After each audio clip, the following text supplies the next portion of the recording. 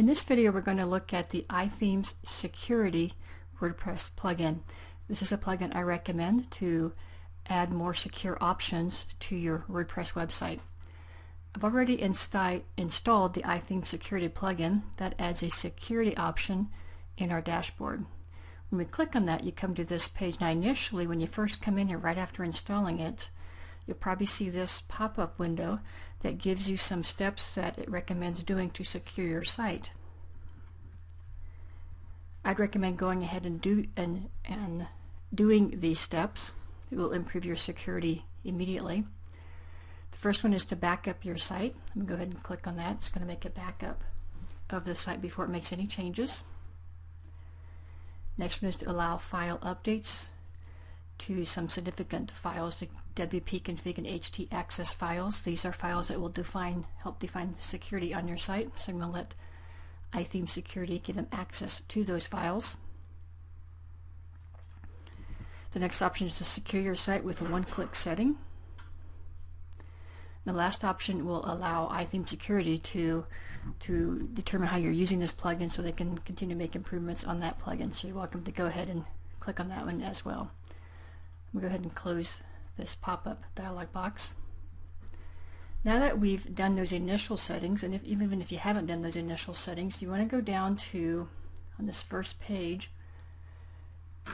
and it will divide different steps it suggests doing between a high priority, medium, and low priority. The first ones you want to look at, of course, are the high priorities. Right now it's saying it's not performing any scheduled database backups under the high priority section. Since I'm a fan of using another plugin for backup purposes called Back WP Up, I'm going to ignore this one because I know I'm using another plugin to take care of the database backups. iThemes Security has this built-in backup option which will back up the database. So it never hurts to back it up again if you want to go ahead and use this plugin's facility for backing up as well. But notice it only backs up your database. It will not back up any files on your website. I'm also going to click the option to fix the malware scanning that is currently not enabled. When you click on Fix It, it actually jumps you to the settings of the WordPress plugin and allows you to turn on those options. So I'm going to go ahead and turn on that option, click Save Changes. There is an API key that I can get. I think that is free to even make that more secure. Actually, then the setting to use that, you just require to get the API key. I'm not going to go through those steps. It's pretty well defined. When you turn on the malware function in the settings option, it will tell you where you need to go to get this. Just note that when you go to this link, you only need a public key, which is free, so you don't need a private key. Then you plug that in there, save changes, and it will turn that on.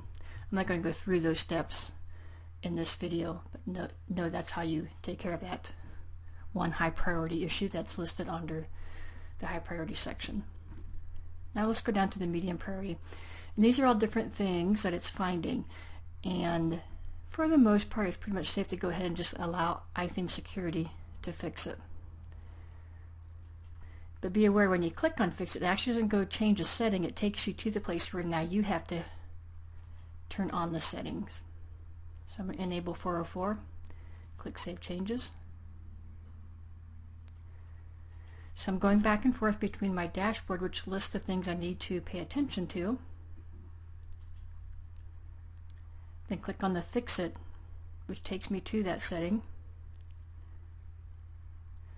And then applying setting, making the change to the parameter or the setting, and then changing that.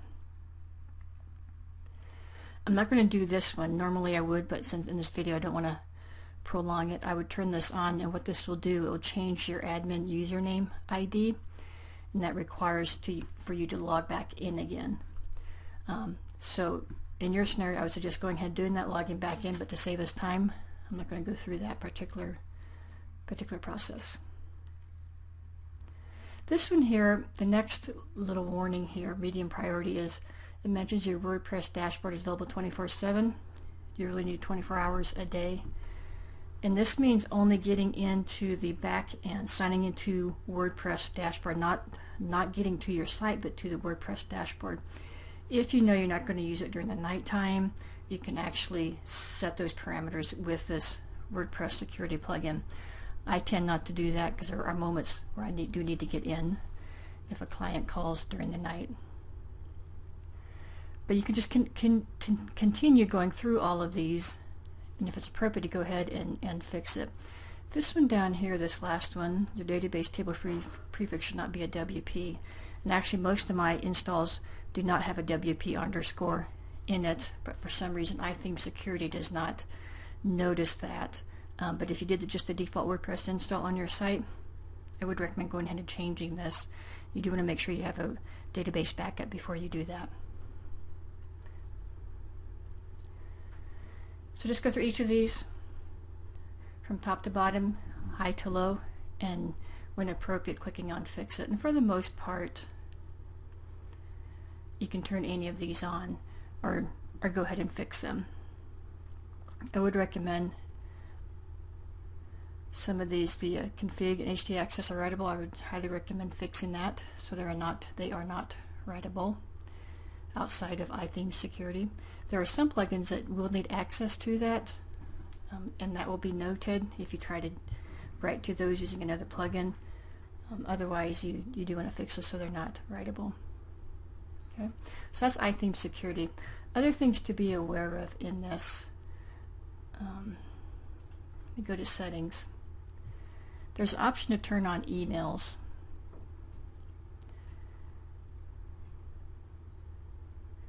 I'm going to go to the right side here because this page is such a long page. Go to global settings. Yeah. Notification emails, etc. You want to make sure that your email is in there and it will send you an email.